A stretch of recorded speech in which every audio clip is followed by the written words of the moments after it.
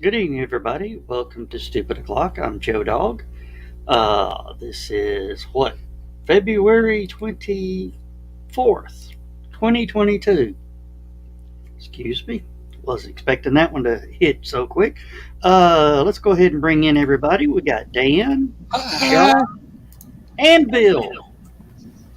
Sort of surprised Bill was here because Bill's been feeling a little under the weather. To say the least. Michaela's with us, and Sarah. I'm Michaela, and hello, Sarah. Let's go ahead and make it go away. There we go. Yeah, I had bleeding ulcers over the weekend that was making me profusely vomit about every 20 to 30 minutes. It was a lot of what they would refer to as the coffee ground brown blood vomit. Ugh. So they were concerned about possible bleeding in the upper GI tract. Went in, had a full battery of tests done, MRIs, x-rays. They found liquid, all the blood that had formed up into my stomach, and they had to take a hose, run it through my nose, down into the back of my throat, into my stomach, to drain all of the blood and the bile out of my stomach. Reason why I was throwing up so much. Usually, if I have an ulcer attack or something, I can generally take care of it. Sometimes I'm in for a bad night, and that's just what I do. I go through the bad night, and but it right here, and it feels like your gut shot. So they found the bleeding ulcers. They put a balloon in, expanded it and dilated it. Luckily, after they had me on protonics and several other medications that helped with nausea and everything else, and because I haven't been able to be on the Xarelto blood thinners since Saturday night, the combination of it helped to keep the bleeding minimal. So the worst part of it, I have to say, is the tube going down the nose into the back of your throat. There is no easy way of that going in. Yes, you are conscious when they do it, and it is like taking a siphon hose, and then they had a pump that pumped it all out. Well, I thought I was going to have this for 3 or 4 days, and luckily the specialist came up to see me later that evening, said, "Hey, Bill, would you like to have that hose taken out of your nose?" And I'm like, "Yes, Please. please." And so within about a half hour, 45 minutes, I had it taken out. Coming out is painful, but not a third painful as going in. Now, to put this all in proper perspective, my best friend Laura went through a similar ordeal with something else that was much more serious. She had to have it in her nose for over a month. Mm. You don't sleep. I don't know how you could sleep doing that, the whole thing. And I asked her too, in her situation, how did you go to sleep at night? She said, "I think I pass out from exhaustion. That's the only way you can do it." Really? So, yeah. But anyway, everything come up roses. It's all good now. I was on a liquid diet for a couple of days and back on a solid food diet now, and go back in for my follow up on Monday. So So you're not ready to do the Hot Ones challenge yet? no. I don't think anything more spicy than celery is going to suit Bill for the next little while. Well, I went from taking omeprazole, 20 milligram omeprazole as needed, to now taking 40 milligram Protonics, which is in the omeprazole family, but it's a more heavy duty guy. So anyway, I take that twice a day now. So I take 80 milligrams a day for the time being. So, but well, we're glad you're still up and kicking, Bill. Yeah, because there's some people that don't survive those things. Yep, you got to take care of yourself. You're the only Bill we got. I told you in the messenger that I have a clone in the cupboard in case anything happens to me. I'm not inflating it. I know where you put the you practical joker. You've seen airplane too many times. Comes complete with batteries. And what's John got going? Which one? Schoolhouse Rock. Oh. Oh. It's been rough. Just for all of it, I believe. This is a sneak preview. This is my sketch for tomorrow. It's like, ow, that's not fair, giving a guy a shot down there.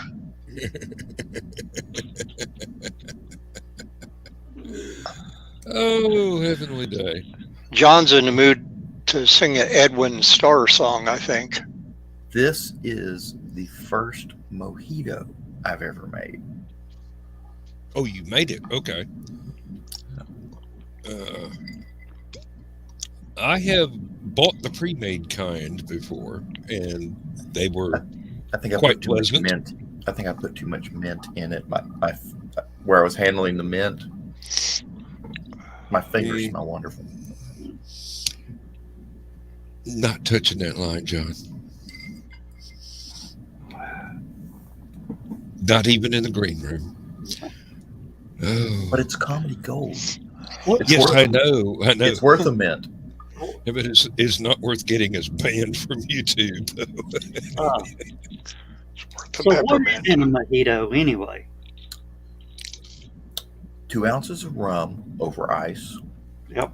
4 ounces of mojito mix, which is a lime type flavoring. Let's see. You add the mint. You add some sliced lime as a garnish and flavoring, and you top it off with a little bit of club soda. Okay. Sounds wonderful. As long as it ain't got tequila in it. Rum. No. Rum. Yeah. And probably a light rum at that instead of the dark. No, I used a dark rum. You used a dark rum? Well, you rebel, you. Well, it's what I had. It was either this or rum cake. Rum cake. The cake part would not go so good with the club soda, I think, and the ice. Now, something that I have been wishing that I had said Monday night when we were in Michaela's Tidbits and Scribbles. Has anybody watched the Monday night broadcast for Michaela's? I had never seen Keisha with makeup on before. And she looked quite lovely, and I do hope somebody complimented her. I did not feel it was a place to interrupt the broadcast with comments like that, but she was absolutely lovely. I mean, she's lovely anyway, but I had never seen her with makeup on before. It's like, damn. That's awesome. It's like the difference between seeing Thessaly with and without makeup. Oh, Yeah, Be very right dramatic. back. He warned me about that. Leg cramps. So he didn't want anybody to hear him scream while he tries to work the Charlie horse out of his leg. Get I was up just, and I was jog just around the looking at. block. I was That's just what I looking at. told him. I was just looking at my game schedule. And I don't. Uh-huh. Excuse me. I don't actually have to be there till 11 o'clock, so I will be able to. Stay Oh, you'll be able to stay through the whole show. Good. Well, if nobody's able to hang around for Last Man Standing, I might just do an opening monologue and run the end credits. I don't know. I've still got work tomorrow, so that's not a butyrol sulfate. Oh Lord! Yeah, that's what I had to go do.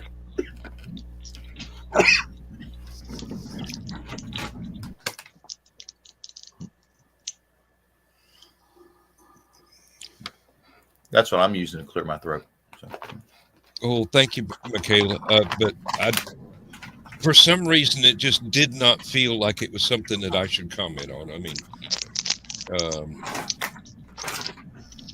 she's rather shy, so. John, it wasn't my throat. It was I couldn't breathe. But it's usually about once a day that I got to hit it now. So Lindsay has been asking after whether or not we could afford to get her an asthma inhaler, and I'm going, honey, you hadn't used one in like 14 years. I think I've saved up a couple of pennies, if you need it. All right. well, Michaela, you just figured out the trick on how to write a book. Stay offline. Yeah, really. Don't even check your email. Just go ahead and get the word processor going. And YouTube, Facebook and YouTube are the worst. YouTube, number one. Mm-hmm. I mean, because you can lose 4 or 5 hours on YouTube before you know what happened. I can lose 15 hours on YouTube without Especially knowing because the they time have it's free passed. movies with ads. Yeah. No. Have you ever heard of the canal boats over in England? No. Yeah. Most of them are called narrow boats. They are about 10 feet wide. And they are absolutely, I mean, think of a houseboat that's 70 feet long and only 10 feet wide. Oh, we call those mobile homes in America. Yeah. No, yeah, I know.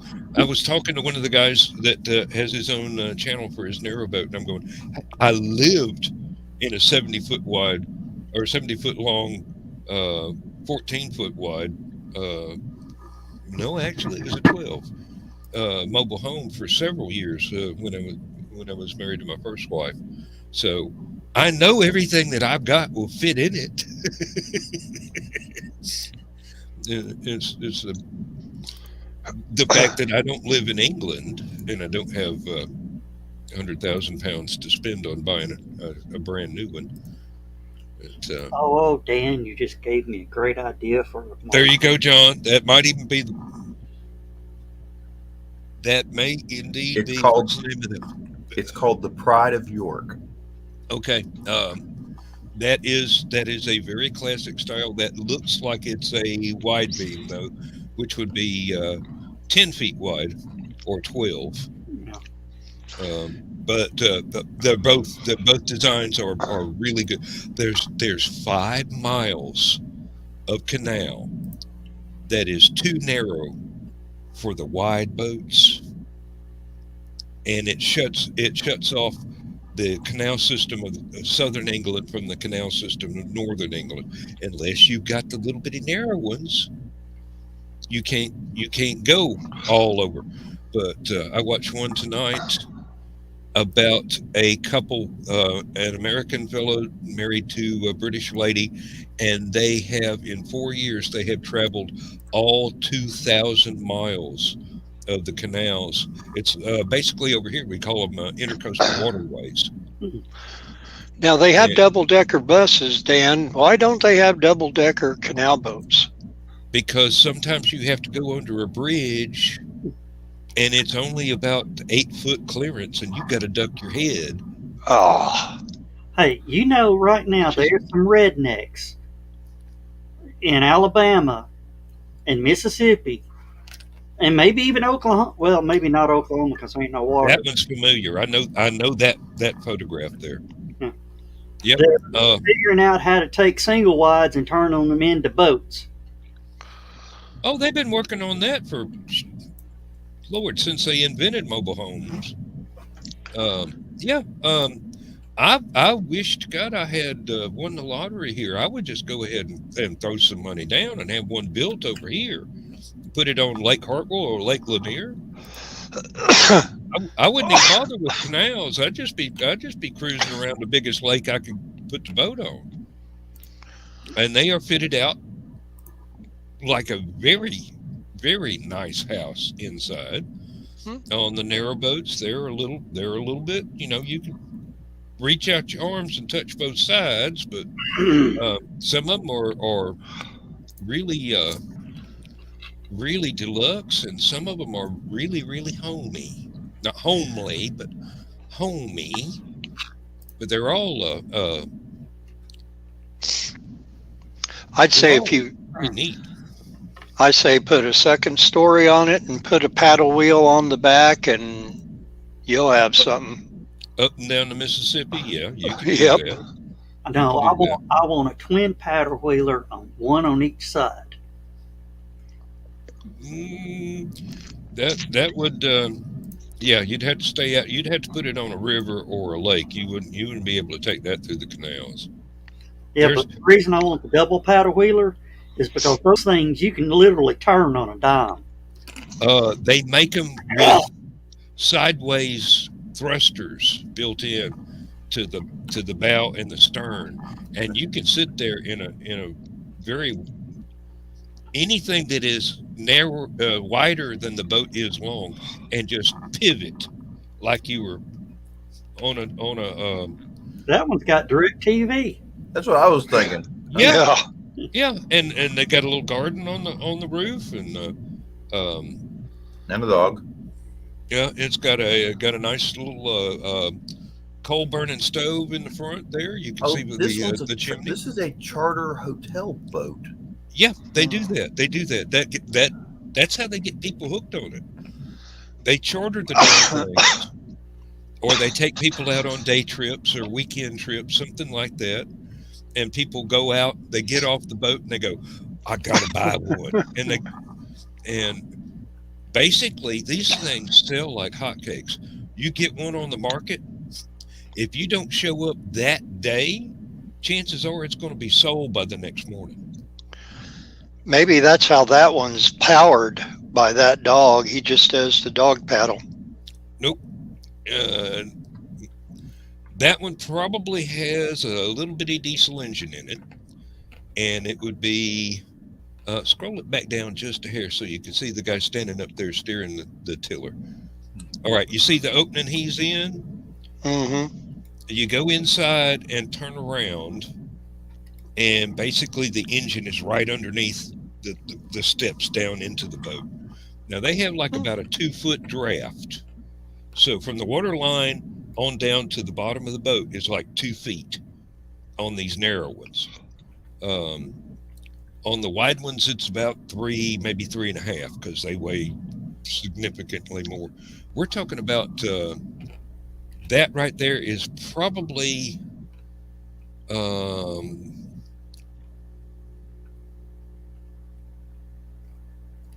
I can't remember if it's pounds or tons now. Drat. They're heavy. I mean, the bottom of the boat is 1.5 inch solid steel. A big old steel plate, 1.5 inch, maybe 2 inches thick. And the sides are about 1/2 inch thick steel. They're colorful things. That's traditional. Yeah, they paint them up, make them look nice. Like, well, somebody was going. There must be some gypsy influence in there. It looked like gypsy caravans, and they were Mm, going, no, no. These things were they were around in the 1800s, and most of them had families living aboard. They were cargo. They were cargo boats, and had families living aboard, so that they didn't have to pull over and tie up to the bank every night to get some sleep. So they just have shifts of the husband and wife, or the oldest son and the father, or, whatever, so they could keep going. And there are some that are smaller and lighter and faster that they use to express delivery stuff, and then they've got some that are just normal cargo, and then they've got the big wide ones that would haul a lot of stuff. Yeah, Michaela J was talking about a paddle wheeler up in. As you can tell, the voice may be going. I may not last much longer, Dan. Yep. Peoria has a paddle wheeler called the Spirit of Peoria, and as I was looking it up, I found out Peoria and Chattanooga have something in common, John. Tennessee River. Bell Swain. The what? What? The Julia Bell Swain. Really? Yeah. It came from Peoria and ended up down here for a while. And then, of course, we got Southern Bell. The JBS moved out, and then the Southern Bell came in. Now, I don't remember what size. Sean Sullivan's parents have a cabin cruiser, a big old boat. It's a freaking mansion on the water, and he and his parents came from Kentucky down the Intercoastal Waterway inland, with this big old boat, and then after they got to Florida, they got out in the Atlantic and went back up the coast. Somehow or another, got back over to some way that they could get back to Kentucky, and made a round trip out of it. Yeah, went up through the great down the Hudson and into the Great Lakes. No. They didn't go any further north than Virginia, probably. that paddle boat in Peoria is a great big gambling boat up there. Yeah, road trip. It would be a gamble, yeah. When I worked at the garden center at Lowe's Home Improvement, we had to go to Peoria every spring, usually about now, usually in early March, and do these seminars that lasted forever and a day. And we'd leave at 4:30, 5 o'clock in the morning, get back about 11 o'clock at night. And where we had to go, this convention center was right across from that gambling boat. And many, many times we were kind of scheming to try to duck out of there and then run over to the gambling boat and come back without being noticed that we were gone. But we never could do it. But yeah, they do a lot of business there. Oh, yeah. Oh, Michaela's saying the Spirit of Peoria is not the gambling boat. The Paradise is. Oh, okay. Paradise spelled DICE.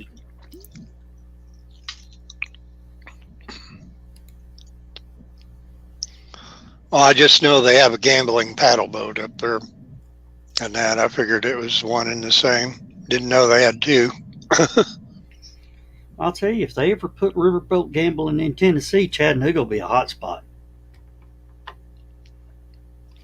That's what they were going to do in Danville and have riverboat gambling there. They were clearing things out and doing all this publicity for it. And going to have big casino down there, and then the plug got pulled. Basically, they tore down buildings and cleared an area down to the Vermilion River for absolutely nothing. Well, Chattanooga had the same thing happen. We've got a little area called Moccasin Bend they've got archaeological proof of civilization there back 10,000 years.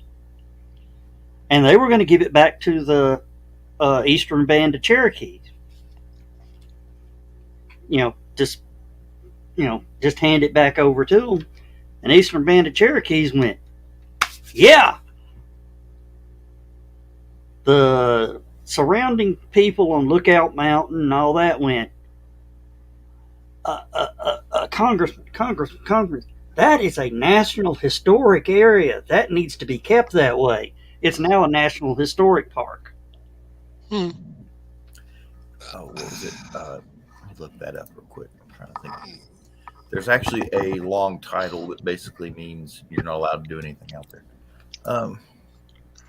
And for one thing, I've always thought, and I found out to be untrue, just because a building or an area is on the National Historic Register does not mean that it can be torn down or used for something else.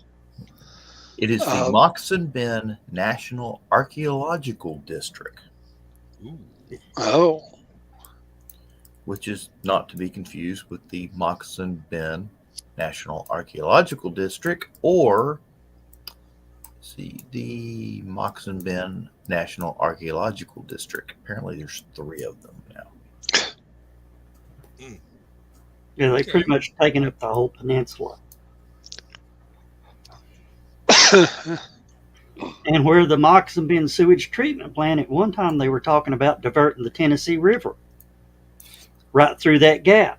Yep, because it's actually low lying enough you could actually, at one time or another, there probably was the river running through there, and something happened to put it in its current course. A squirrel moved a rock. Well, if they had made that little pass, it would have been about a quarter mile long. Well, not a quarter mile, maybe 3/4 of a mile long.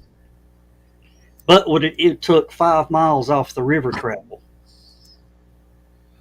Okay. I'll Yeah. throw that up there real quick since I've got it up. And the city of Chattanooga found out about it and put their This is Moccasin Bend, and this is the upriver and this is downriver. And you can see hold on a minute. Might help I went to the right one. Yeah, you cut you something there from the tip of that island on over to the Right there. Yeah. You can see that right there. Mm-hmm. Just cut it on across. Yep. And that would cut off quite a ways. Then they could have dried all that up. But there's the regional sewage treatment plant now. We get the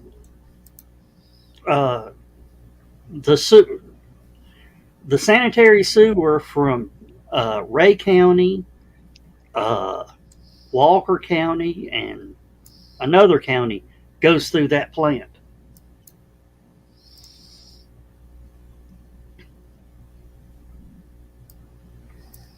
Yeah, see, there's a good view of Sewage.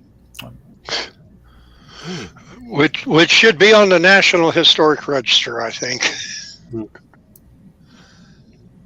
But yeah, That's historic sewage you got there, son. Yep. And you put the and there's the Historic Archaeological Society golf course, and the Historical Archaeological Society sewage plant, and Browns Ferry. And the Richard Nixon Memorial Library in the middle of the settling pond. John, go up, zoom in on your what would be the downstream side. Zoom in right there on that brown spot. Okay, go Here? up. Yeah, go up just. All right, that's good enough. Now go up just a little bit. Right there, where you see that going The through. clearing? If you zoom, okay, now zoom out a little bit. It doesn't even show up anymore. At one time, there was a dirt track right there. Hmm. Richard Petty actually raced on that dirt track. Harold Fryer raced on that. There, yeah. Oh, I think I see part of it. Yeah. And that's a power line that runs through there. Mm-hmm. But that is known, that little space right there is known as the boneyard for Public Works Department.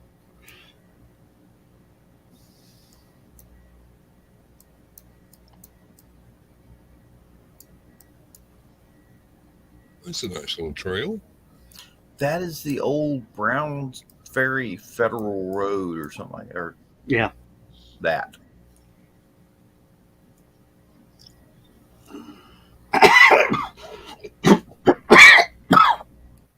Bless you.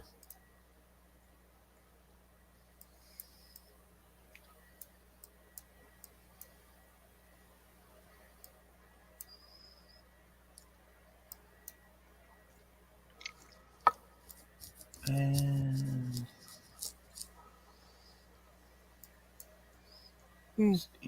where is it? There we go.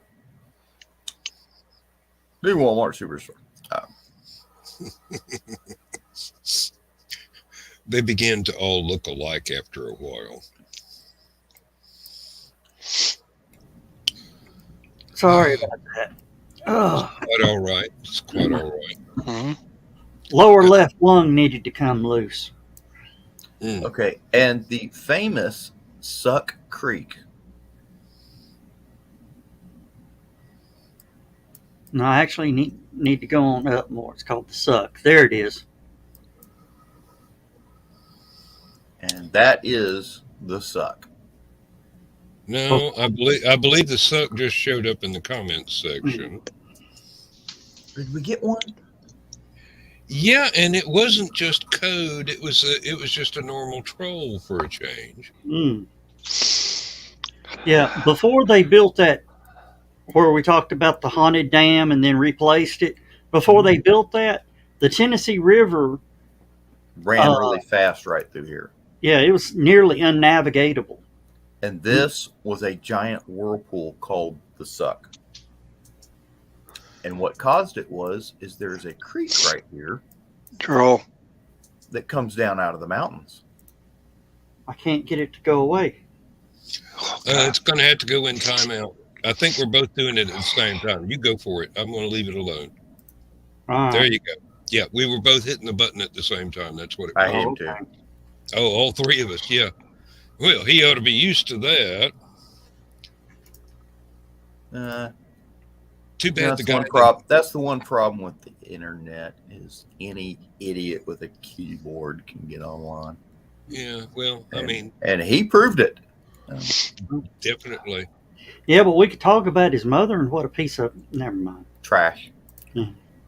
Well, it doesn't matter. He's dead anyway. Been dead for years. I'm confused.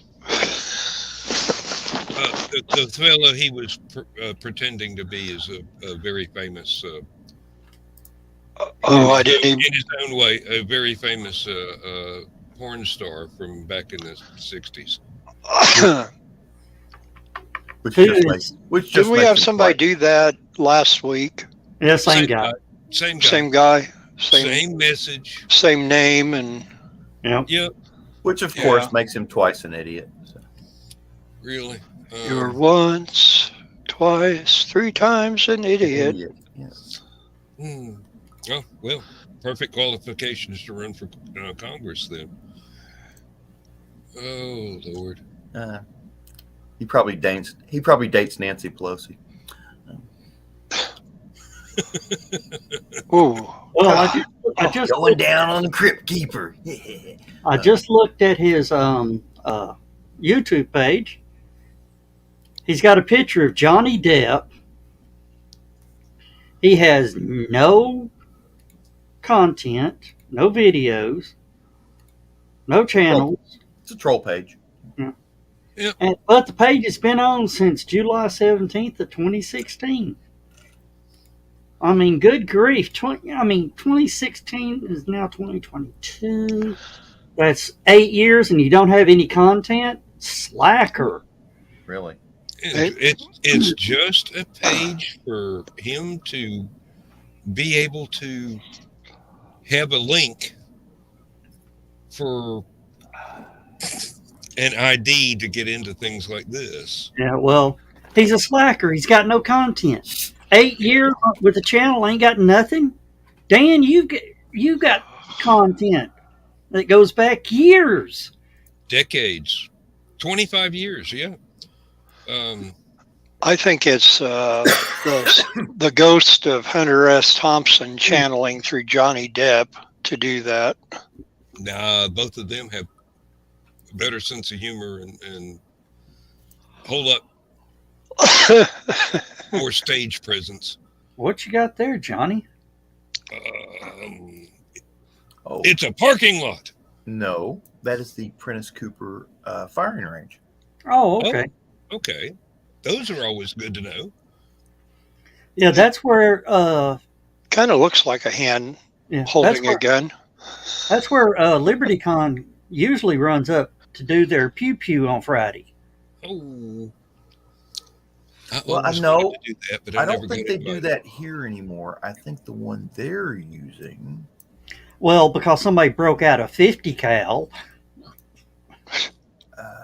A BFG or not one of the little pistol things like I'd have. Oh, there it is. He brought that in and he just said, "You call that a gun? That ain't no stinking gun. This is a gun." Yeah, this is the one down there in Dalton. The backstop, yeah. Near Dalton. Yeah, they don't like having to go to Dalton because Georgia has a stricter gun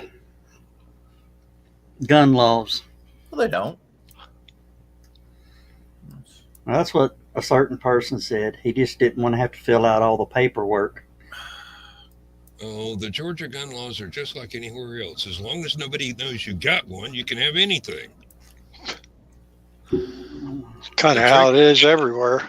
The trick is not letting anybody find out what you got or if you got. They don't need to know what you got until you done used it. Mm-hmm. And then you beg for forgiveness. That looks familiar. Yep. What is that? That is the rental place where you can rent heavy equipment. I'm trying to find my zombie. Mashburn. Okay. Yeah, I'm trying to find my zombie truck. All right. We've delved into the Google show. Already? Stupid geographic.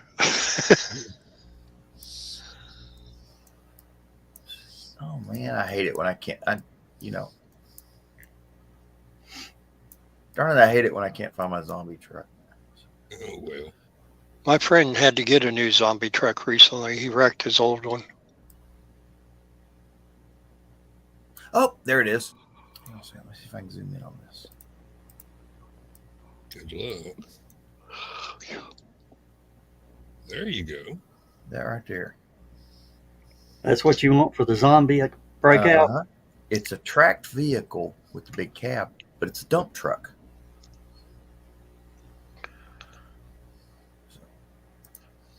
So not only are you up in a nice cab driving the truck around with the big tracks on it so you can just roll right over the darn thing, but you've got all your buddies in the back with guns and ammo, beer. All your buddies in the back in the exposed dump truck area, and while you're safely inside the cab. The exposed dump truck area is 8 feet off the ground. Those zombies can climb, though, man. That's what an axe is for. No, Can't climb if they ain't got no fingers. you're missing a truck. You don't have your buddies in the bed of the truck. You've got about 6 tons of jacks, Legos. and you just spread them out thinly like caltrops, and watch the zombies slow down behind you. Well, but they don't feel no pain though. They'll just kind of collect them as they walk over. Yeah, and then they won't be walking very well anymore because their feet will have fallen off.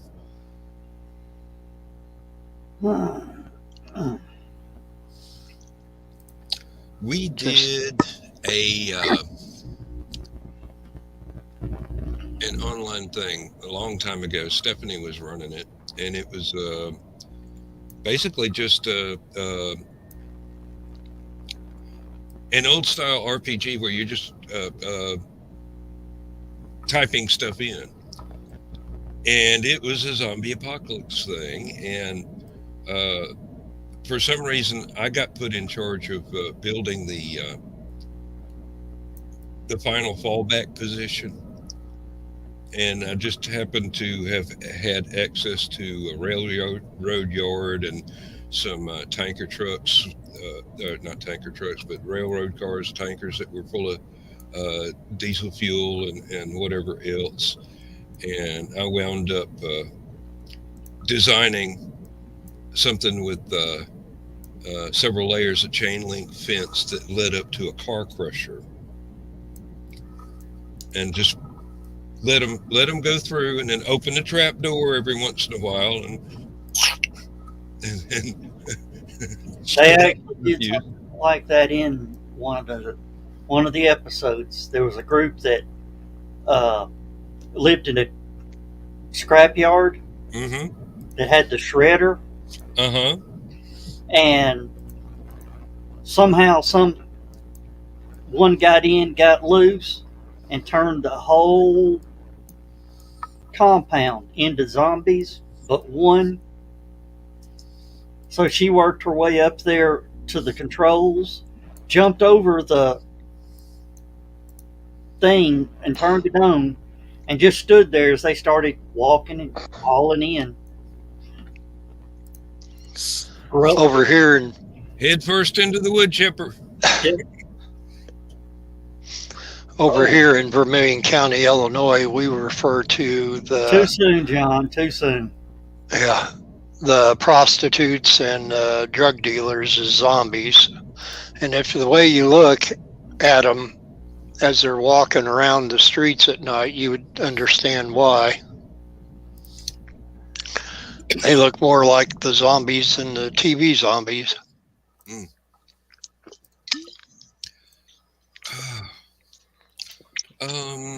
Let me show y'all something. These are pretty cool because the tracks can go backwards and forwards. But if you look real close, the cab and dumper rotate. Oh, okay. Yeah. You can actually rotate it like 180 degrees. That would be useful. So you can like drive up to one to dump the dirt, turn around with the dumper backwards, dump it, and then turn back around and drive, or turn around and drive away. So Yeah. Apparently it drives forward and back. I'm not sure exactly. Yeah. Okay, guys, I can't go no more. This coughing's killing me. I'm sorry. Keep it between the ditches. We will do our best. All right. I think I'm going to tap it out for the night. All right. All right. I'll holler at you later. We'll try not to get you banned from YouTube. All right. All right. Just be sure to ban, what was his name? Good Looking Honky. Yeah, well, ain't come back yet. If he does, he's a glutton for punishment. All right. I'll holler at y'all later. All right. Feel better, Joe. Get well soon. Oh, there's a new thing now. When you click Leave Studio, it pops up, and you got to say Leave Studio again instead of just doing it once. You got to do it twice now. Really? Okay. Are you really sure you want to leave? Yeah. It's kind of the reason you hit the leave studio button and So kind how are of you doing, Ryan? Permission, because we were actually talking about you earlier. We weren't sure if you're going to show up tonight. So. Well, he said he was going to take the night off from being with the show, but things can happen. Um, oh dear.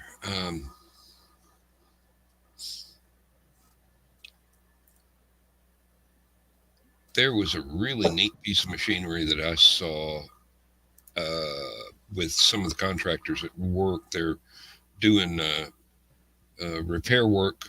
So this crew was trying to patch the holes in the roof where other contractors had tried to patch holes in the roof, and then wound up moving every single hole in the roof about 6 feet to the west.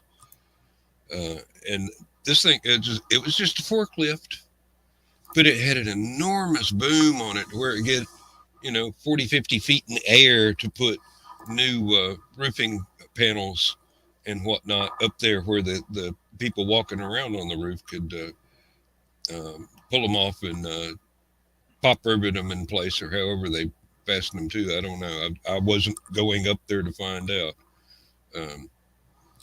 I have trouble just standing on a tall hill and looking over the side. So, oh, welcome back, Bill.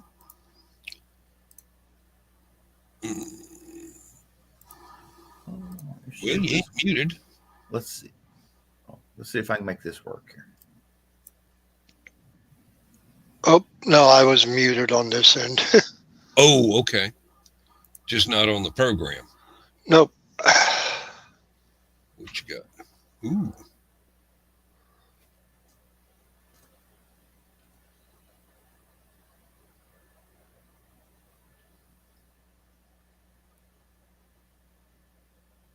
All right. I like it so far. But then I used to drive a tractor. So. I was going to say, I think we have, that looks like something that Farmall puts out, or Case IH. Oh, there it goes spinning around. Going to dump some more on the levee or whatever that is. Yeah, I think they're building a dike or a road dike, whatever. Mm. He dumped a Chevy on the levee. But the levee's dry. Mm-hmm. We'll be after that. Now I got to shake it a little bit and get the leftovers out. But not more than 3 times. I wasn't going to go there, Bill. That's why I did. That's pretty neat. I haven't seen too many things that have the ability to rotate in the center like that. I mean, I've seen steam shovels and things like that would do it, Exactly. but not a truck. But I thought that would be, if you've got to do anything in a zombie apocalypse, that right there would be a cool vehicle for it, because you could back it up or pull it forward to any building you need to get into or whatever. So, hauling supplies, hauling people, dumping corpses, whatever you got to do. Really? Put a camper on the back of it? Back up the door? How about a propeller blade on the top of it? So you get through and they get too many around you. If you can't plow over all of them and that, you just fly yourself out. No, the ultimate zombie weapon are these tractors that they use for bush hogging the sides of the freeway. Mm-hmm.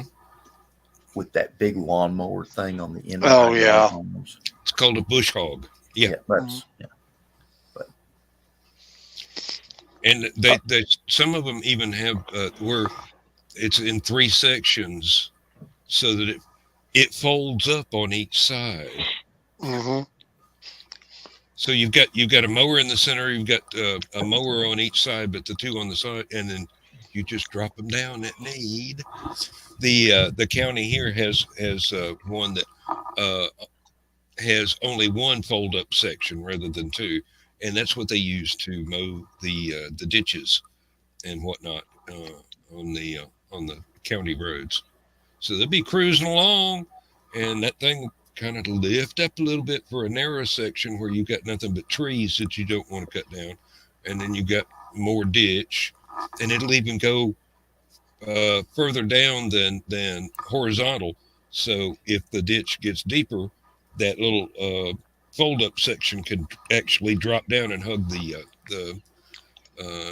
decline there. I thought you were talking about the ones that operated from a helicopter. They fly around and top trees around where power lines are. I have seen something like that. Yeah, we have them over here. I don't know if Ameren Power Company actually owns them or if they just subcontract out from them.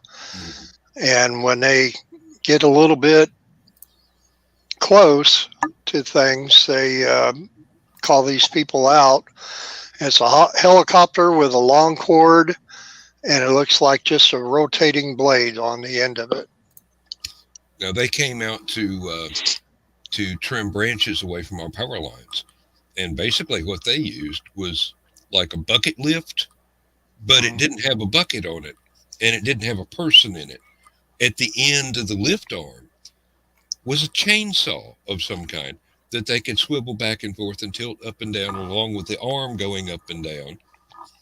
And so they came up just barely into our yard and reached over into an oak tree and cut some of the branches away that could conceivably have fallen on the power line for the house. From the transformer to the pigtail inside the house. So that was pretty neat to watch. But they even had one that had like a circular saw blade instead of a chainsaw. Same sort of That's thing. what these have. They would go along the sides of the road and trim all the branches away from the power lines on the inside on the homeowner's side of the power line. So what you got there? Ooh, that's deluxe. That's gonna cut a swath there. That's the thing that hangs off the bottom of the helicopter. The engine. Yeah. Right. Yeah. And they mainly go where you can't drive. Mostly wooded areas where they just have a lot going through there. But well, we have had a lot of helicopters around flying over the county here in the last week or so. Evidently, there was an escaped prisoner, or may still be an escaped prisoner. So chase after him with one of those, or Dan. Well, I kind of think they want to take him alive, but then again, it is Madison County. Take them alive might not be in their vocabulary anymore, if it ever was. There's a good picture for you.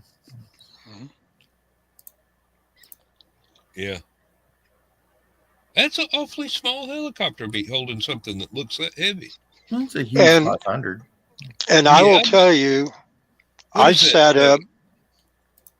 175, maybe 250 horsepower?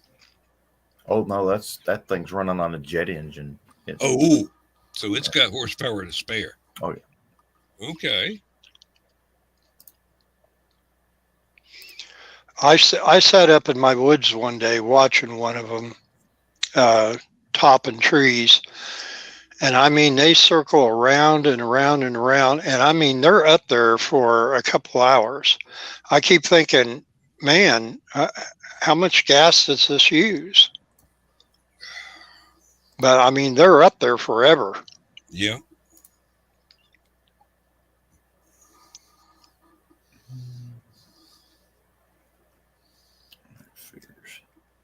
Well, anytime there's a job to be done, somebody's going to figure out a way to do it. It might be complicated, it might be simple, but somebody's going to figure out a way to do it. And charge a lot of money for it. That's probably the point. It's still cheaper than paying a a full crew of lumberjacks to go out there and climb trees and start cutting branches off. Hey, Dan. Yeah. It uses an Allison 250-C30 turboshaft engine that generates 650 S horsepower. Whoa. That's got some juice to it there. 650 S horsepower. And then, let me see here. Oh, wait, that's the 350F, which is the newer version. The one we're looking at, I'm sorry, uses an Allison turboshaft engine that generates 317 S horsepower. Okay. So it's the smaller, slower one. Mm-hmm. Well, it's only slower because it's hauling some extra weight there. It's only got there's one with a 4-bladed prop and there's one with a 5-bladed prop, which is odd because I'm pretty sure that the one we were just looking at had a 5-bladed prop. So it'd be the bigger engine. Mm-hmm. Now, But the fuselage is different. Yeah. So. The ones you want to look out for have the twin counter-rotating props, where you don't have the problem of the centrifugal force trying to spin you around, because the blades move in opposite direction and counteract the forces acted upon the cabin. So it just kind of hangs there. So that cuts back on the need of having the vertical propeller on the tail boom. So it's amazing what I've learned over the years, just looking at random things. And actually, the counter-rotating propellers on a helicopter that has them allow it to get more forward speed than just the single. So that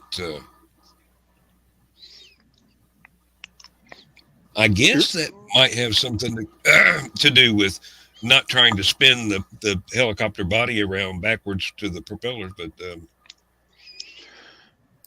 you're talking about the horizontal blade and in conjunction with the vertical blade behind. Mm-hmm. Yeah. When you get two horizontal going in opposite directions, you don't have as much need for the vertical one in the back. Right. And there's John found one.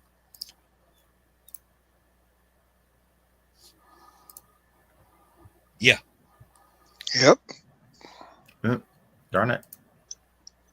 Won't go bigger. It does, but I can't do it from there. Yeah, don't worry about it. And it wasn't the one I wanted, actually.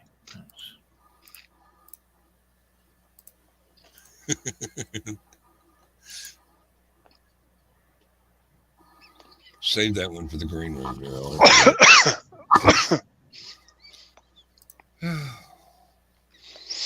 I was thinking that's what John told his mom and dad on Christmas Day when he was a little kid. Oh, Mom, that's not the one I wanted. Ooh, that's an interesting story. Oh. Well, they have U.S. and Russian astronauts on the International Space Station. Apparently, they're going to continue as normal despite the outbreak of war. What are they going to do? Play war games in the ISS? It's kind of a limited territory. Why do I hear that Star Trek battle background theme music? Yeah, well, the only one that wins is the one that does the Kirk shoulder roll.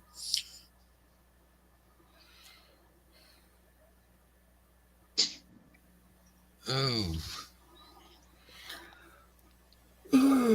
Well, they could say behave or we'll put you back on the Soyuz. It's drifting in outer space somewhere, maybe. Oh, what was the one they had a Russian astronaut, and I want to say he was in the Mir. I might be wrong. I don't think he was in the International Space Station. I think he was on Mir. But while it was orbiting, the Soviet Union collapsed. And they all broke into their separate countries. And of course, Russia became its own. Well, he was an astronaut for the Soviet Union's. So basically, when he went up, there was a Soviet Union. When he came back down, his passport was invalidated. Essentially. And they had to repatriate him as whatever country he was from. It's kind of funny. Comrade, your passport is no good no more. Go back into outer space. Due to budget cut, you have to walk. Yes.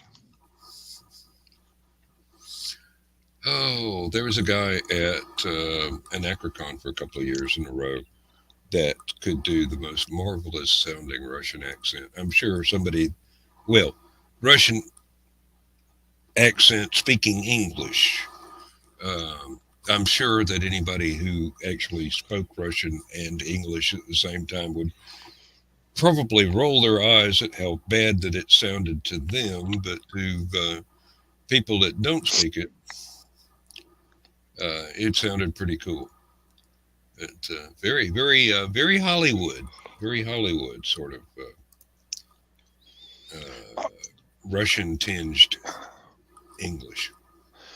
When I keep thinking of television versions of Russian accents, I keep thinking of that one episode of WKRP in Cincinnati where they had Russian delegates from some agricultural thing that they came over, and the one fell in love with Bailey Quarters, and so therefore he wanted to defect and stay there. And he was always I think the song that they were playing in the background was the latest Elton John song, and so he'd say, hold me closer, tiny dancer, and they'd of course have the typical big fur hats. I keep forgetting the names of them, but and that was the only thing you heard forever and ever. And then when you hear real Russian people talk and all the different dialects and everything else, it's like, they're kind of way off base, but it's kind of typically how it is, just to get the point across on a sitcom back in the 80s. It's like anybody else that's ever learned a foreign language. Your accent depends greatly upon the accent of the teacher that you had. My French teacher in college had a wonderful British accent because her English teacher, when she was living in France, was British. And we've heard all kinds of weird accents over the years. I'm sure all of us have. But the influence of your instructor cannot be understated. I had a nurse while I was in the hospital this week. I picked up on an accent, and I said, you sound like a relative that I used to have that was a nun, and she was from Wisconsin. And I said, are you from Wisconsin? And she says, yes, originally, and I live in Minnesota now. And but it just, you pick up on certain little things. I've always liked Henry Cho's stand-up comedy act because he's full-blooded Korean, but he was born and raised in Knoxville, Tennessee. So he has the exact Tennessee accent that I have when I'm in Tennessee. And it's like, I'm listening, I'm sitting there watching his videos and listening to his accent, and it's like going to a family reunion. I swear it is. It's the same word choices and slang and whatnot that just take you right on back. Uh, if I could figure out how to write that, I swear I'd have characters with that accent that were probably incomprehensible in text, but for somebody speaking it, it would be old home week. Like, how do you write an accent? And I know through years and years and years of reading all the old Star Trek novels, especially the James Blish ones, Mm-hmm. they always tried to get it kind of a familiar sound to the passages Mm-hmm. that Scotty would Yeah. have in his speaking.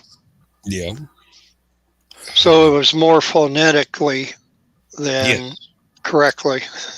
That's the only way to get the sound of the actor through to the reader using text. You've got to spell everything phonetically, and occasionally you have to have you have to order an extra box of apostrophes, and just kind of sprinkle them in there as needed.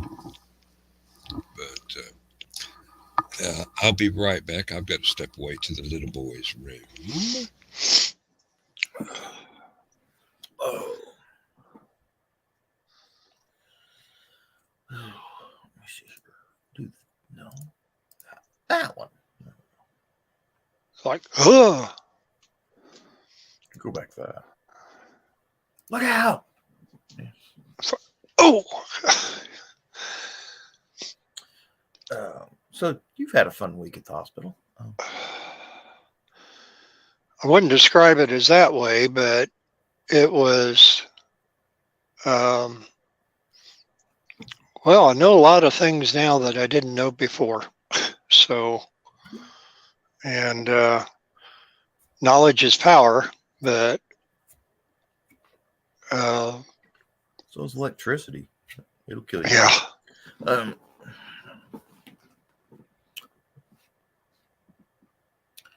Let me see. What was that?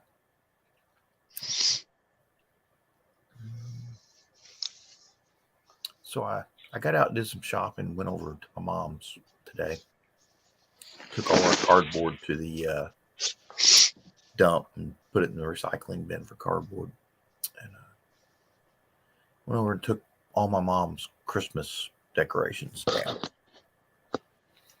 and put them back up in the attic and everything. Broke down her boxes and threw them in the back of my truck.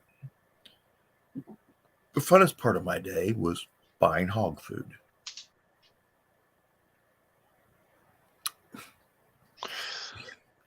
The joke was they had this, the only hog food they had at Tractor Supply was, what they call it,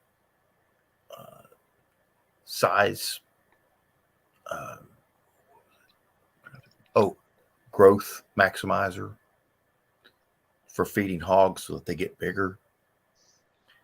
And I'm like, do you have like growth minimizer? Because he's big enough already. He's 330 pounds. I really don't need a big pig in my backyard. That's a big pig. No. Now, I always Actually, figured any Actually, food was he's not hog a big food. pig, but that's, some pigs get up to half a ton. So that's 330 pounds. It's big for a pet, but it's not big for a pig. So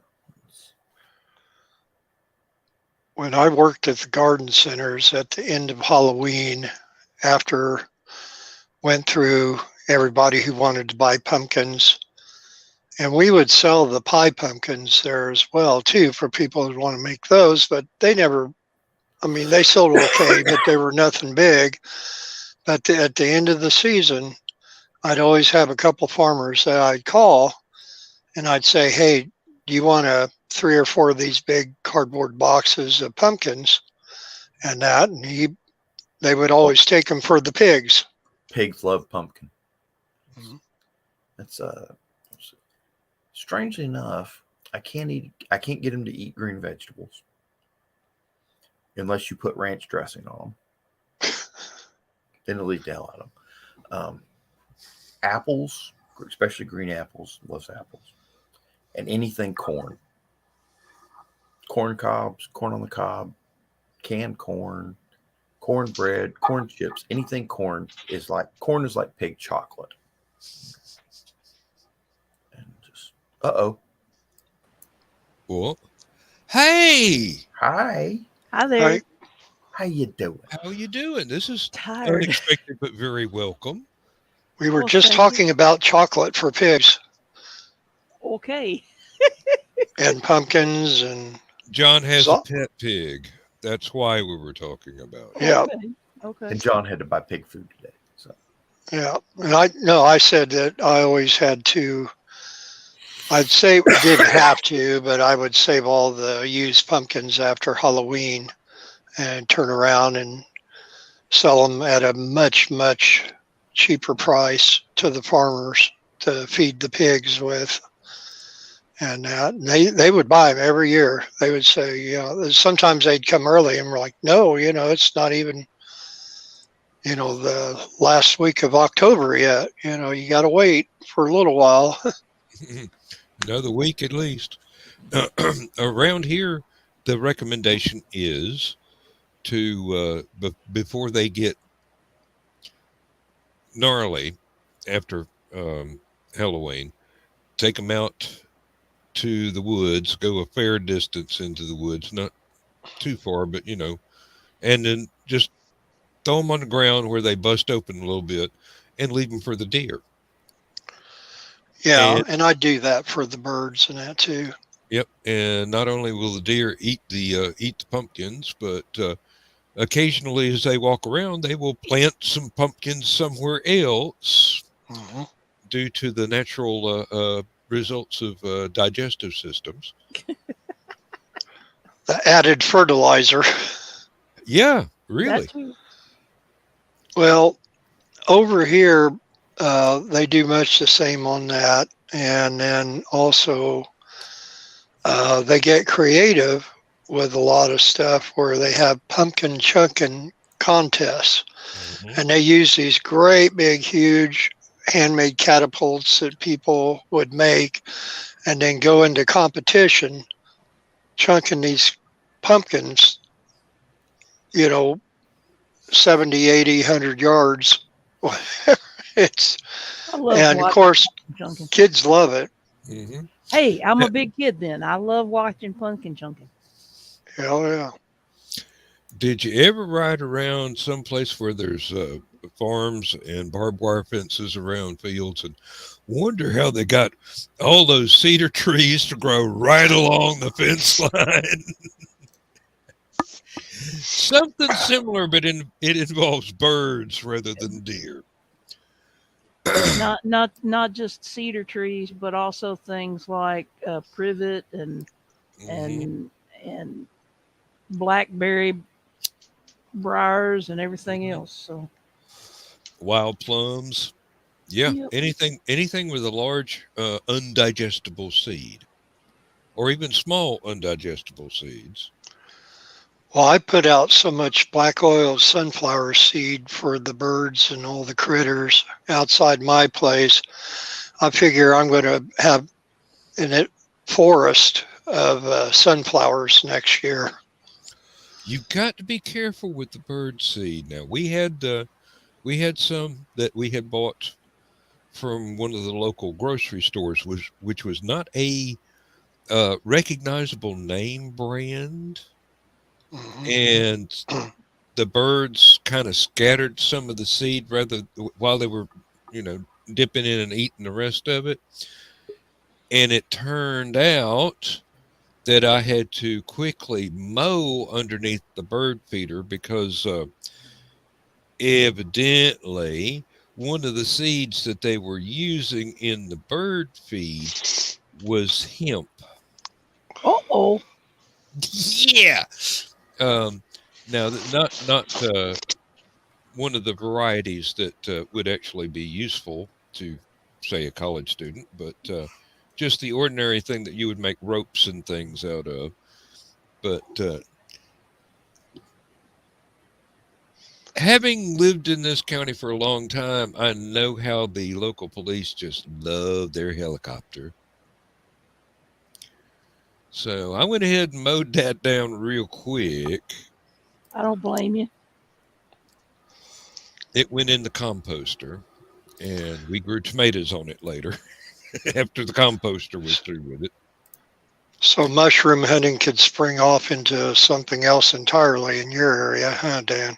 Actually, those kind of mushrooms only grow in dairy cattle pastures. Something in the enzymes of dairy cattle versus beef cattle. Beef cattle pastures will not grow those kind of mushrooms. Hmm. Hey, learn something every day. So if you walk around in a pasture and you see that kind of mushroom, don't see no cows, it must be milking time.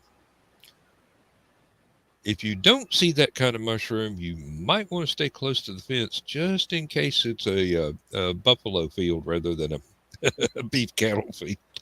We Zero got shade in a buffalo herd. yep, we got a fellow about mile and a half, 2 miles from here. Well, I don't even know if it's his children that have it now or if he's still with us, but he has about 50 buffalo. Got quite a lot of land for them, but they keep that pasture crop down where it looks like a park, except for one or two of the native weeds that have thorns on them that they just leave alone. So, but you be driving by and they'll be standing up near the fence and like, that thing's bigger than my car. Yeah, they big. Yeah, they big. They big. There's it's actually a horse farm, I think, along I-65 between here and Nashville, and they have a couple fields devoted to. They generally have about at any given time about 3 buffalo. So yeah, I get a good look at them from the interstate on my way up to see my folks, and it's kind of like, yeah, they don't want to make one of those mad. Nope. Oh wow. We were out in New Mexico, and I think we were headed for the VLA, or maybe we were headed for Albuquerque. I can't remember which. But we And you took the right turn instead of the left. Well, we were our starting point was Socorro, and that we drove by a field, and there were antelope far away, and a couple of cows, and a cassowary. Okay, You talking a 7 foot tall bird that is got a reputation for being very bad tempered. I mean, My sir. It's bigger than an ostrich and has fluffier feathers, and its face is shaped differently, so you can tell it from ostrich kind. But just to see that all in the same field is like, what planet are we on this week? I'm seeing a couple of bots on up there. I'm working on it. Oh, okay. Oh, did we miss some? Yeah, there's 2.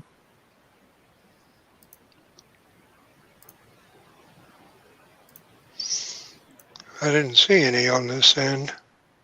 We on up there.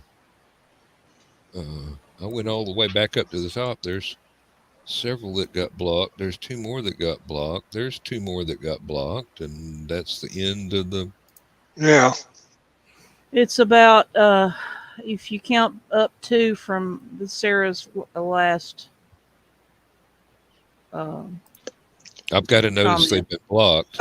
Yeah, same here. Harold and Saeed, No. Okay. One of I think. Dana and Aesop. Okay. Yeah. Okay, they've been blocked, and Well, Aesop came back in and just got blocked by John. yeah. John just blocked the two I was looking at, so we're cool. Oh, blocked for 5 minutes. I couldn't Probably. actually block them. So.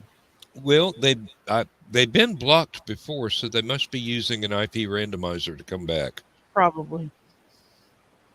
We had lots of troubles back in the old IRC chat days with Smart Alex that had an IP randomizer.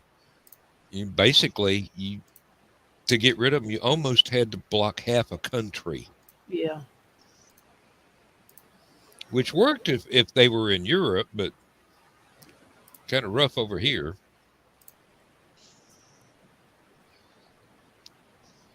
Considering most of the stuff I see on the internet, that doesn't sound half bad. Wouldn't mind blocking half a country. Yeah, well, if you could pick and choose which counties in that half, yeah. Yeah.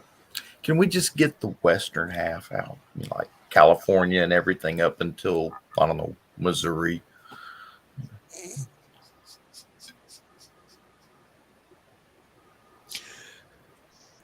I don't know. There's some western states that are not half bad. I kind of enjoy Hawaii, I kind of enjoy New Mexico quite a lot. Alaska. Texas. I've never been to Alaska. Only driven. Well, no, I have actually walked around in Texas. I started to say only driven through it, but no, I'm actually dismounted the motorcycle and walked around for a couple of days.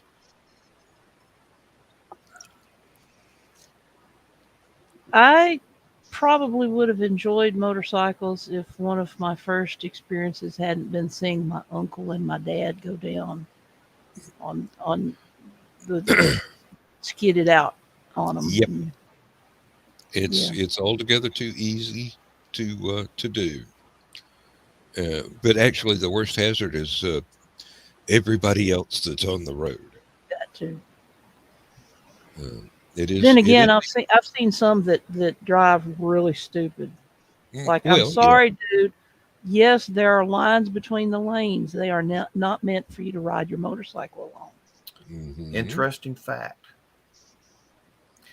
Thanks to Elon Musk, it is now possible to have a traffic accident in outer space.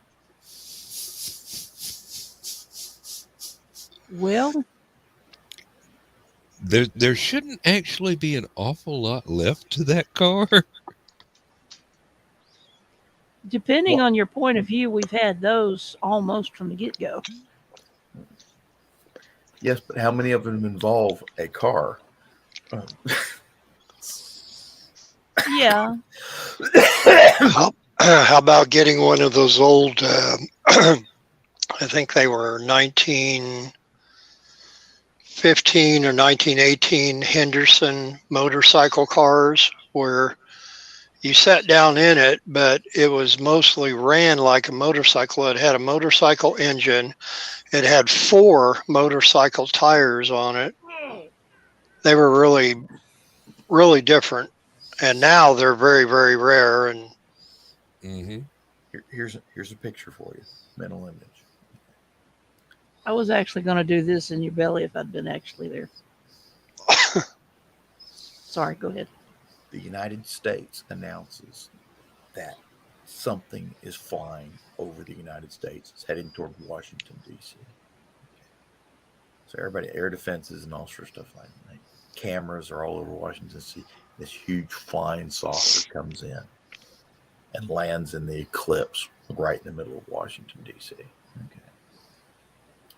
Big doors open. Aliens come out. Bigger doors open.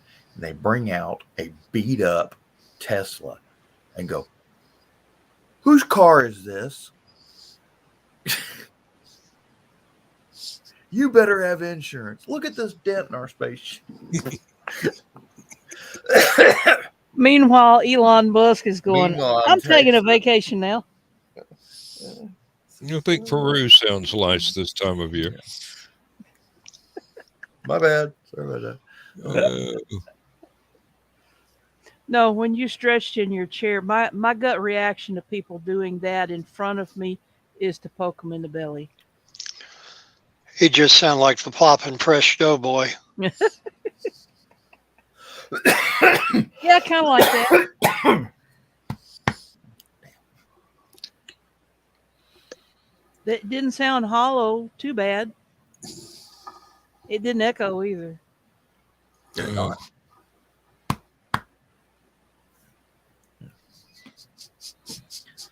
I bet Dan knew where I was going with that. Okay. That was a flat thud. Yes, I have drill sergeants to thank for that. So. Okay. There was a fellow doing a sideshow act at one of the HallowCon's, and he was doing that with a stapler and would staple stuff to his chest. And I'm just standing there going, this probably would have been a great time for me to be somewhere else in the hotel. Was he bare chested? Yeah. So you could tell there was not. Mm-hmm. Some people are just crazy. They have special words for that, but they're not in my vocabulary. Well, here's a thought too. I knew a guy that when I was a teenager, he was very large, very obese. He'd get up on the high dive and do a belly flop. And I mean, the smack that you heard echoed all through the park. Oh my. And he'd come up just smiling from it. His belly was beet red, but he said, I never feel a thing. Find out later, someone spoke with his wife. He had stomach cancer, and I think was still going through it at the time, and that was the reason why he wasn't feeling anything.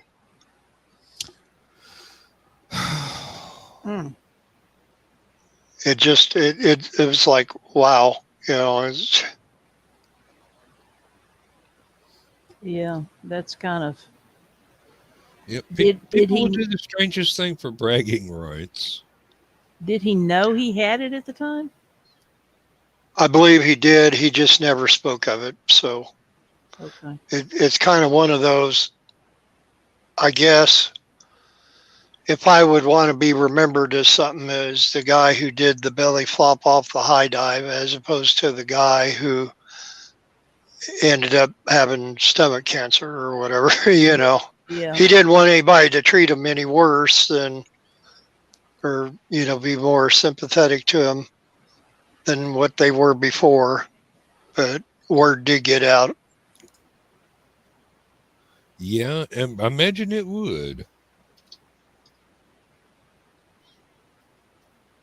And I can't remember what our high dive was, but it was a fairly large one for just a municipal park pool.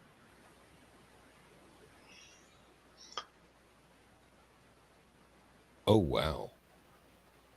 I just was sitting here doing John's little Google thing, and let me see if I can.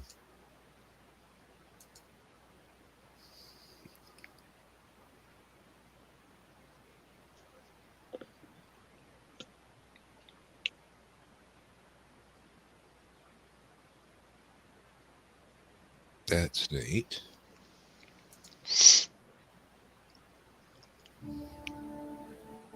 Oh Lord, no. What would you go and do? Let's just go for the photograph instead.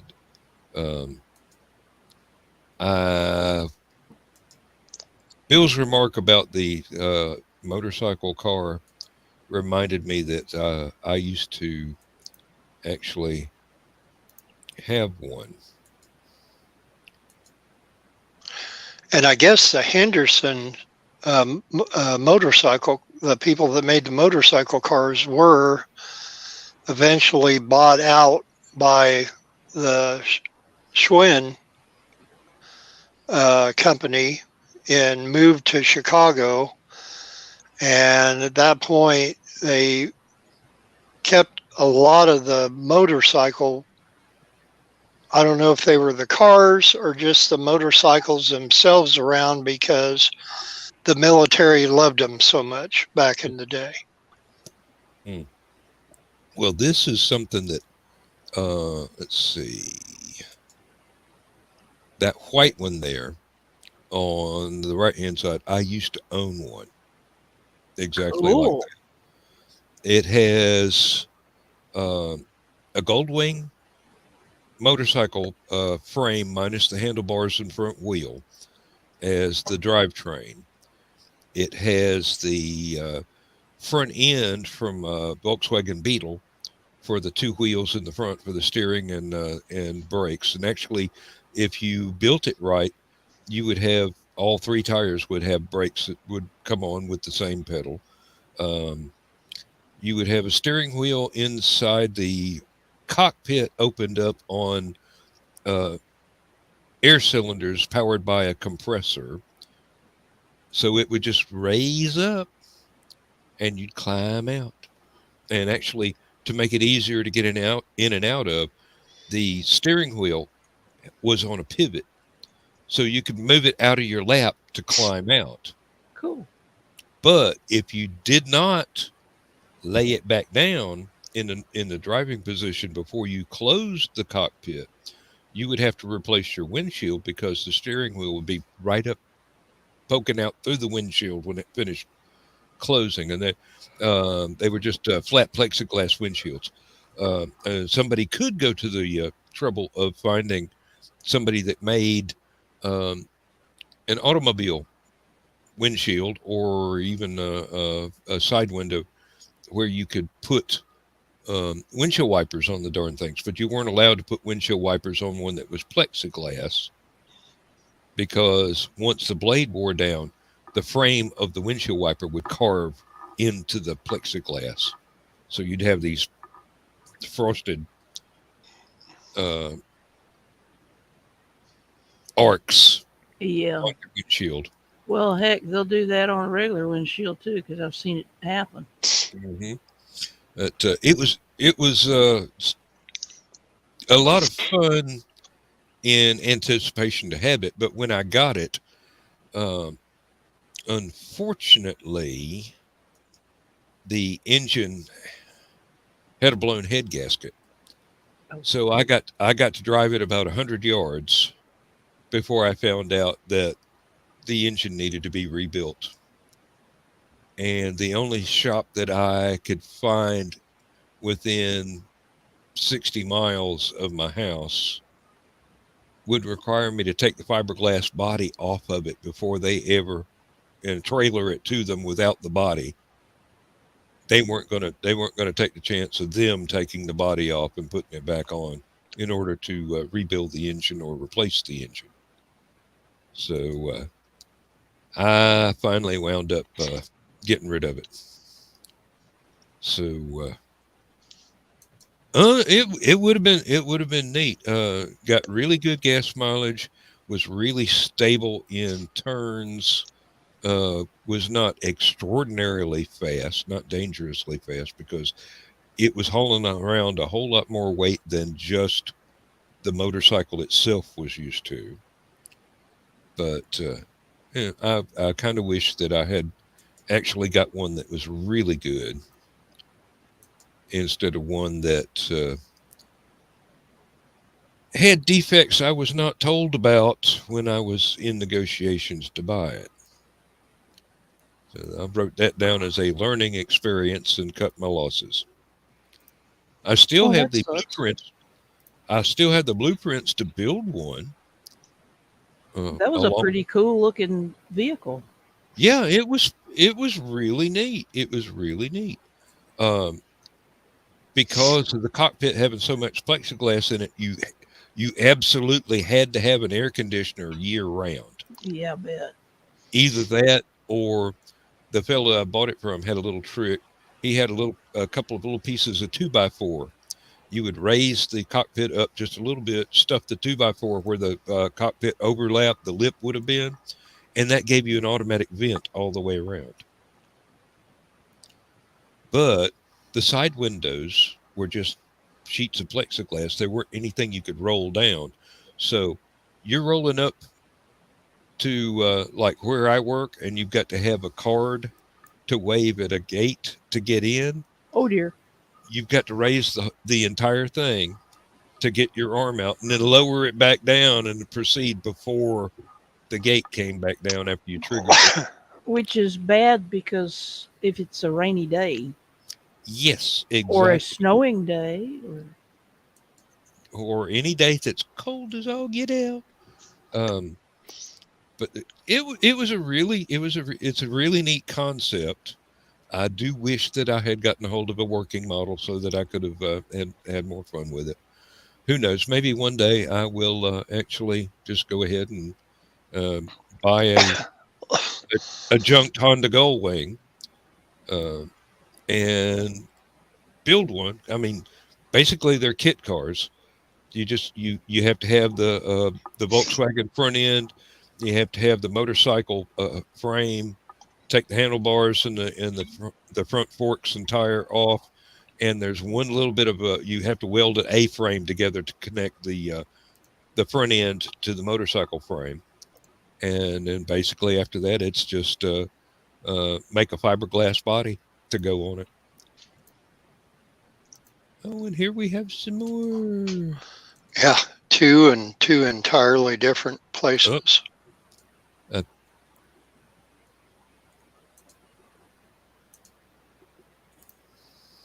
Yeah, John and I must be trying to get them at the same time. Apparently. Well, one of you take Ash Hack, and then the other one takes Saeed.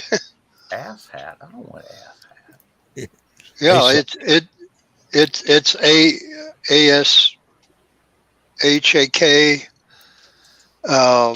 It's actually above Sarah's second to last comments. those are the earlier ones that I was seeing. Yeah, they're coming back. They're coming back, we and they're can block coming back them so we put them in sporadically through the chat. They're basically not coming back in order of their chronological order of the chat. Okay. Yeah. Okay. You still got Ashak. I mean, Ashak. And I don't know, Diana. I think Diana Bogova and Ashok Bosk Yeah. or something, or they're like sock. I kind of like Bill's version better. I mean, it fits. Yeah. Ass hat. Well, Agreed. and oddly enough, it says 8:53 p.m. Yeah. So, yeah, they're Well- manipulating the time. Oh, they come back over and over again.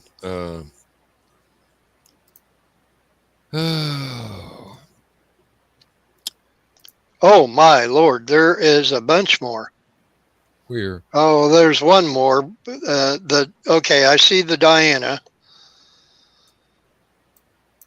and there's good looking monkey is back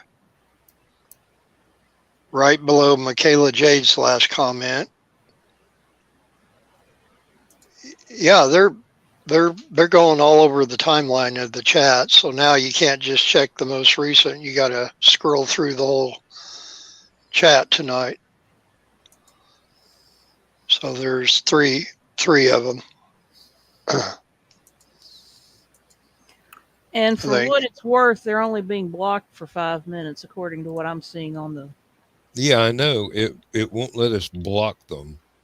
I think they've already been blocked, but those comments didn't disappear. So Yeah. don't know. As long as nobody clicks on the links they post, it really doesn't matter. We're not And throwing if the you links do, up. Why it's happening, I don't know. Nobody can see that, as near as I know. Our home viewers can't see that, can they? I don't know. Because if we don't put them up here, they can't see it, right? I don't know. It might show up in the side chat in YouTube. I don't have the faintest idea. And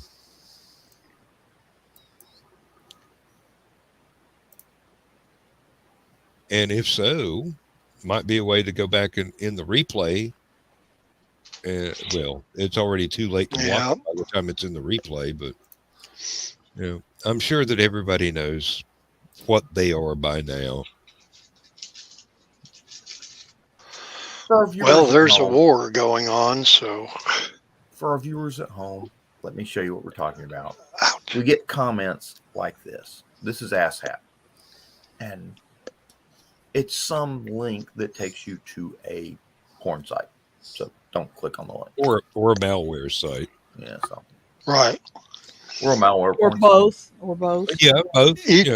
Either way, it's not good for you or your computer.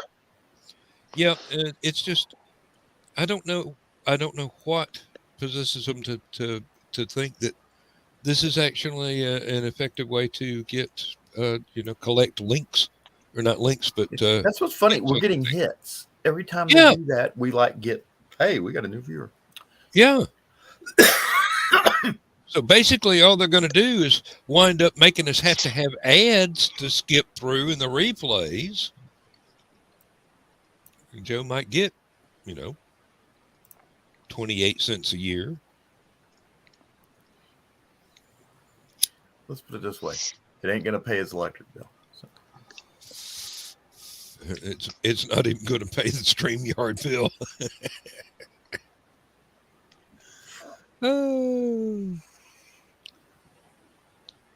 Interestingly enough, I tried something like this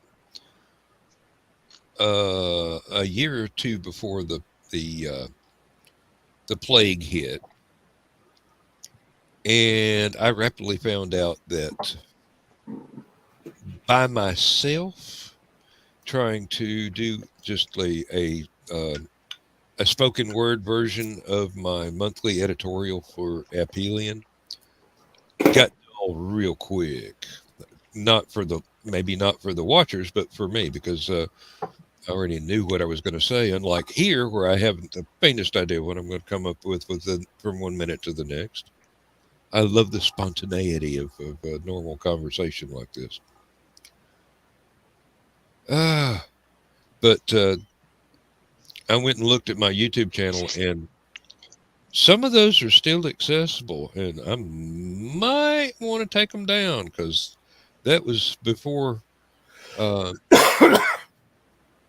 I had a good camera.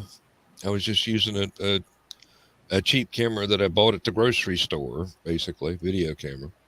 And the sound quality was not all that good either.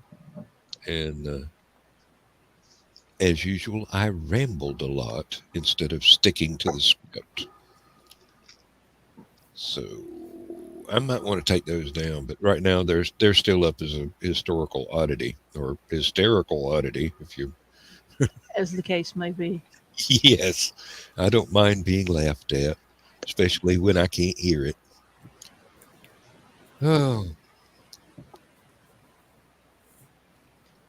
Oof. Well, I think I've gotten everything done that I can do today, but boy, am I telling it. The body is like ache. Got to work today. I had 2 different jobs I had planned to do, and all of a sudden, my supervisor and one of the engineers came up and said, "We've got some stuff that was put on hold. We need you to check so we can see whether it's we can actually pass it, or if we have to throw it away." So I spent all day doing those. So I'm going to be a little bit late with the stuff. I'm hoping they don't have any more come up that I can get to what I'm supposed to get done this week by quitting time tomorrow, since that's the end of this week.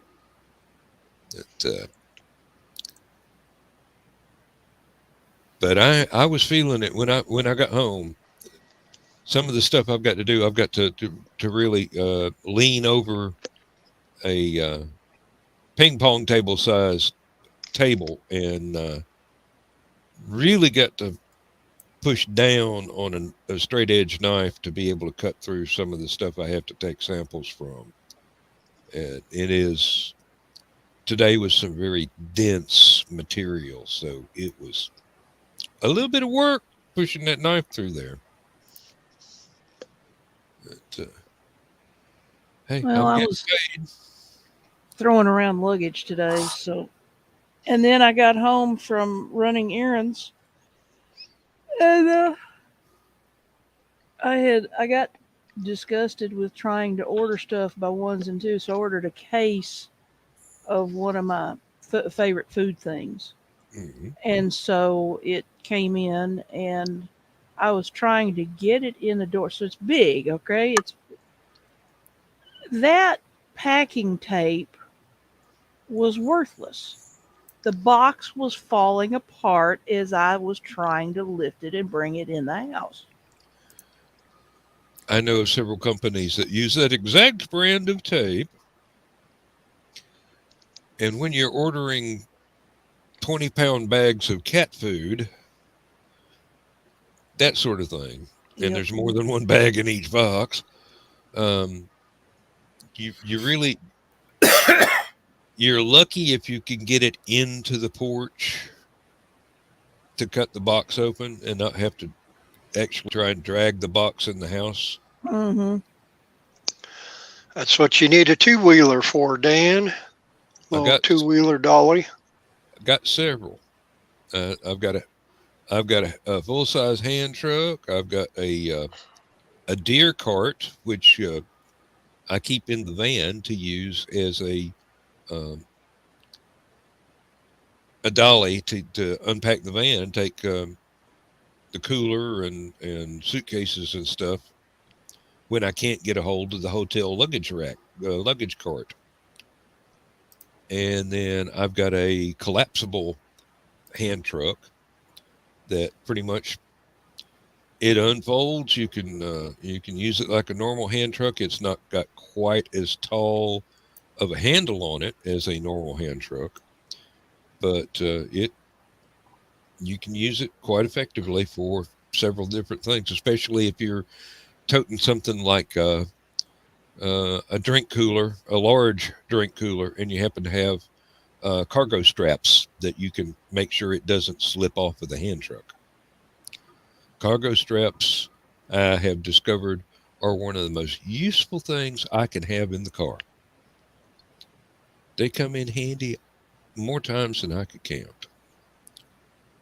But that deer cart, that thing is it's basically a wheelbarrow with no tub on it, just Mhm. framework and two bicycle wheels basically, and it's made to carry up to 250 pounds. We used to sell in the garden center the collapsible uh, steel mesh garden carts Mm-hmm. that the sides would fold down and back and had the extendable handle on it. And you could move Mount Everest with those things. Yep, I have often thought about that, but then usually when we were going to conventions, it would be hard to have room for that even collapsed as well as the luggage that we wanted to carry. So the the uh, the deer cart will fold up and fit over top of the one of the rear passenger seats if the back has been laid down, and the the collapsible hand truck. Uh, you can pretty much put that anywhere you could find room to put um, a fold up chair, basically just a little coffee table chair that you normally would just fold up, a little like a kiddie chair.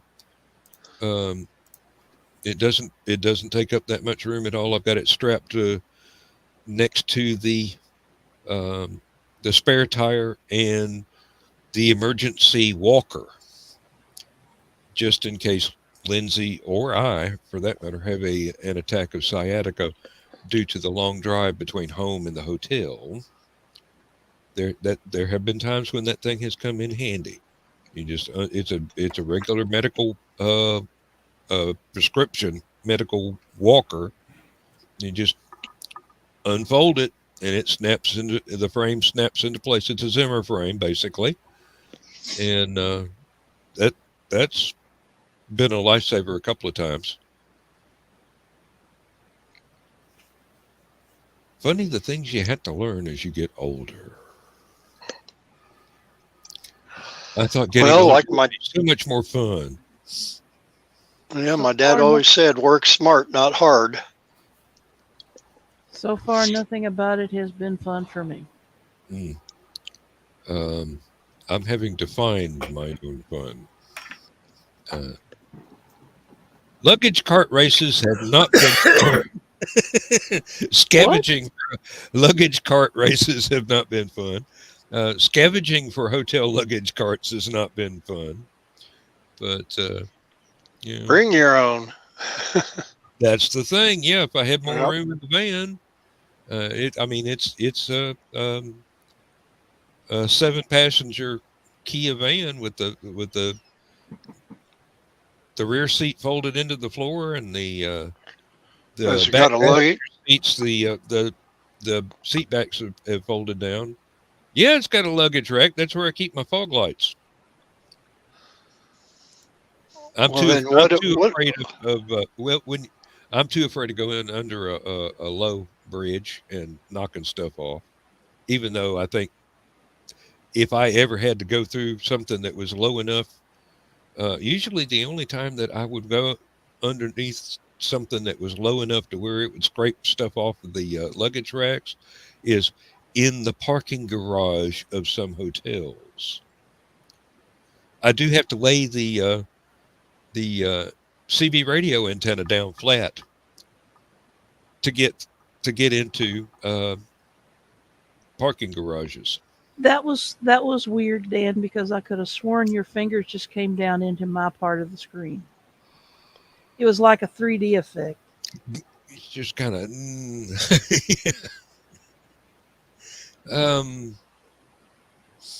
well, I don't think I'm exceeding the speed of light, so there's no relativity involved. I've got a rapid wit, but it ain't that fast.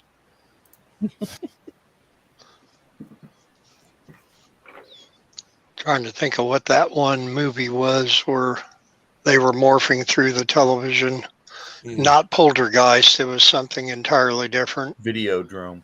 Videodrome. Yeah. That's it. Was that the one with Debbie Harry in it? Debbie Harry and James Wood. Yeah. Yeah, I don't know about the movie, but Alan Dean Foster wrote the novelization. Mm-hmm. And he enjoyed it so much that was there a sequel to the movie? Not that I know of. Okay, he wrote a sequel to the novelization of the movie, and he enjoyed the concept so much he was talking about writing a third one.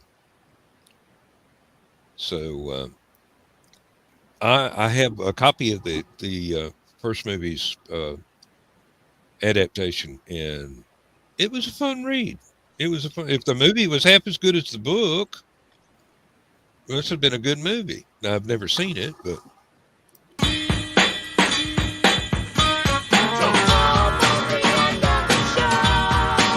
yeah, back in those days, I loved anything that Debbie Harry was in and not in.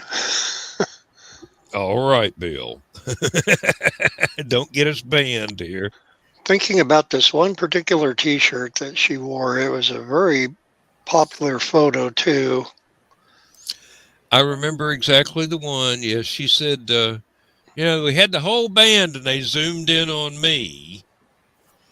I think it was a Dr. X T-shirt. The one I'm black and white. The one I Yep. was thinking of was just orange. Well, All this right. would have been. We got about 40 seconds here to go to high flight. And either you can start that, John, or I can. It doesn't matter. I'll start it. You go do Okay. your thing. Yeah.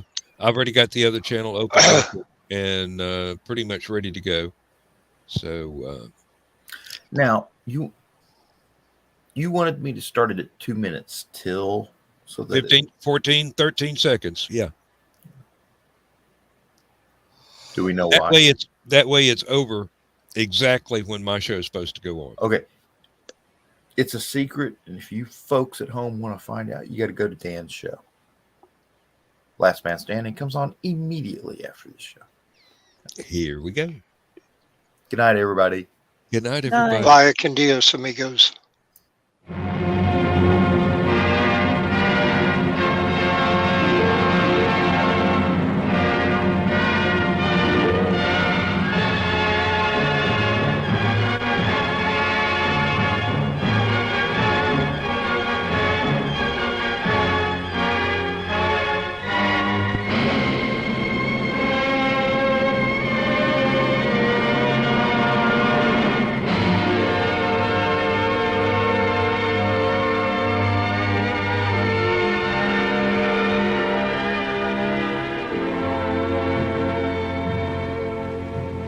I have slept the surly bonds of earth